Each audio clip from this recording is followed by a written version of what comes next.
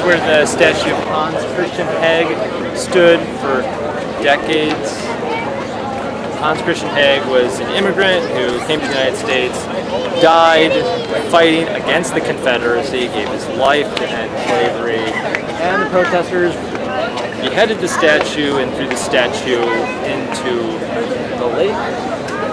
The culprit who took the head of the statue was found but got very little press coverage. And the statue is still not back up here, and the box that covering where the statue used to be gets graffiti again and again.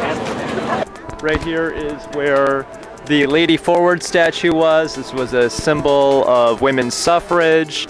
It has been now torn down, and it says Free Palestine. It looks like Palestine's spelled incorrectly. Fire Matt Kenny, a pink triangle, a big heart with a peace sign in the middle of it.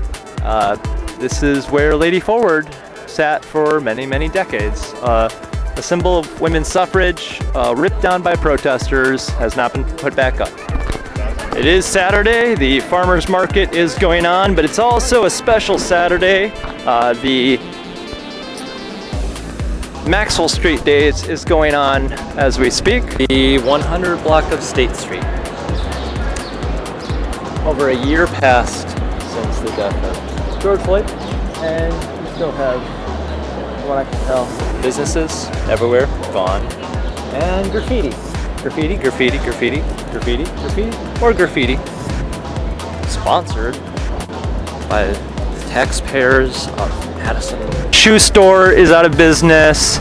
Literally one entire side of the street. 1, 2, 3, 4, 5, 6, 7, 8 spots completely vacant. All of these spots did have occupants a year and a half ago. 200 block of State Street. Looks like the Icon is out of business. I don't know why the ice cream candy place would be closed on a Saturday. I wasn't here when it happened, Yeah. but I've certainly come to eat at the restaurants and things. And I think it's very sad to think that they think they really did something by wrecking stuff. Here's one that's completely out of business. This was a trinket, whatever you want to call it, knicky-knack artsy store. That's gone. Espresso Royale cafe that had been there for many years, gone. 300 block of State Street, and you can hear music and whatnot. It's Maxwell Days. Karen and Company did not last through the riots. What a surprise. But on the plus side, it brought things to people's attention that it sort of wasn't on their radar. One gentleman has a shirt that says science is not a liberal conspiracy. Sounds like all in all he doesn't see the effect that the riots have had here on State Street. It was a high-end women's clothing store. That's gone. This one probably makes me the most upset. This had been Pizza di Roma, an immigrant-owned pizza place that had employed people from all over the world.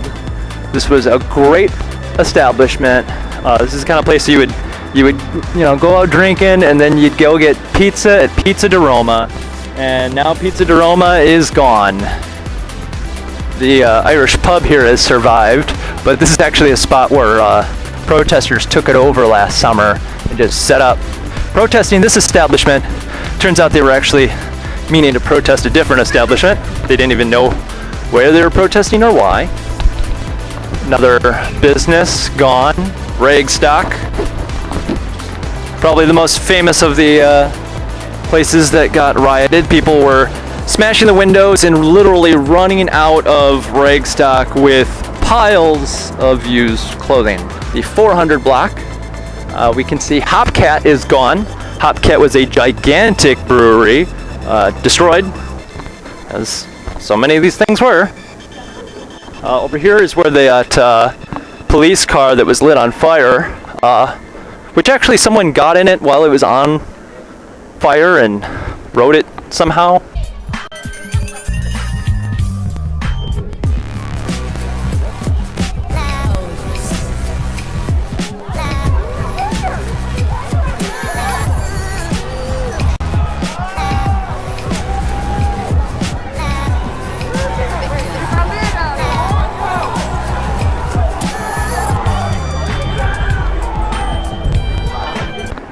you have any opinion on the State Street riots? The State Street riots? Riots last year when the... Right.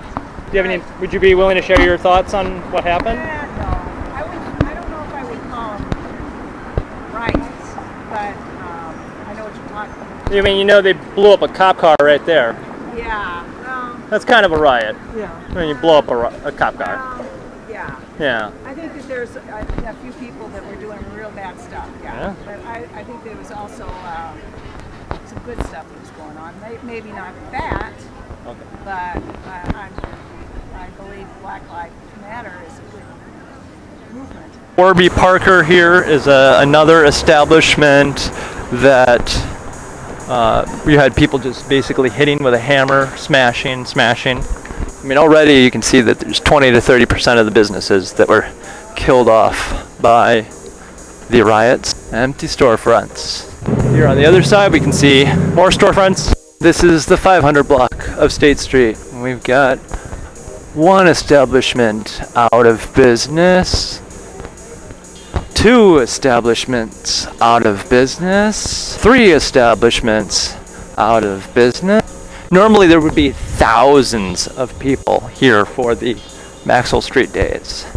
This is dead. This is nothing. There's maybe 1,000 people from one end of State Street to the other. Every single year, Urban Outfitters has been out here every single year for Maxwell Street days. But this year, they're not set up for Maxwell Street days. You got this bar here. This bar is always packed. Not anymore. Oh, more graffiti. More boarded up items.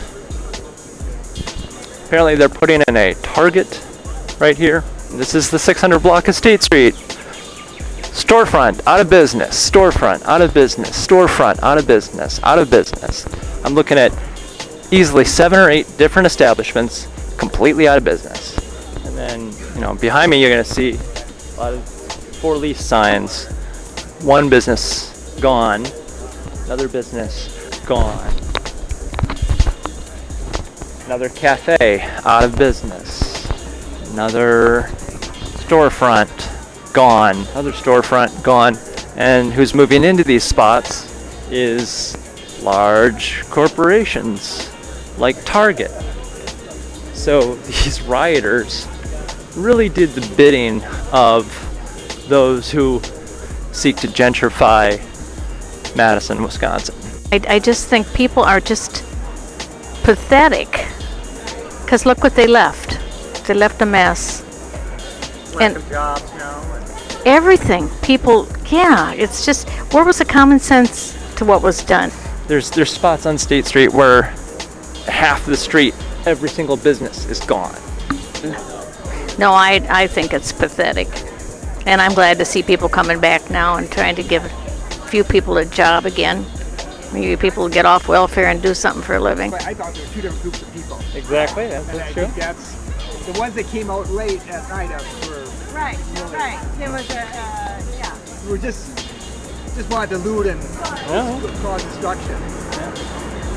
I don't think you were related with Black Lives Matter really. But I guess I still don't like the destruction going on. Sometimes I think that the mayor or the police should, maybe not go to the mayor's office, I think they should try to control it more. Yeah. The damage. I thought they always kind of let it go. I didn't think that was right. I don't think. well, is merchandise, is that stuff more important than lives? Well, No, I know that. it's people's livelihoods and stuff. That's, Right. people are just right. doing. Right. But I don't know. It's a real fine line. I thought the mayor, they could have tried to stop more than what happened. They almost just let it go. And So it seems that either you're conservative and you support the police and you're against the riots, or you're liberal and just completely ignore what happened to all of these establishments. Do you have any opinions on the riots of last summer?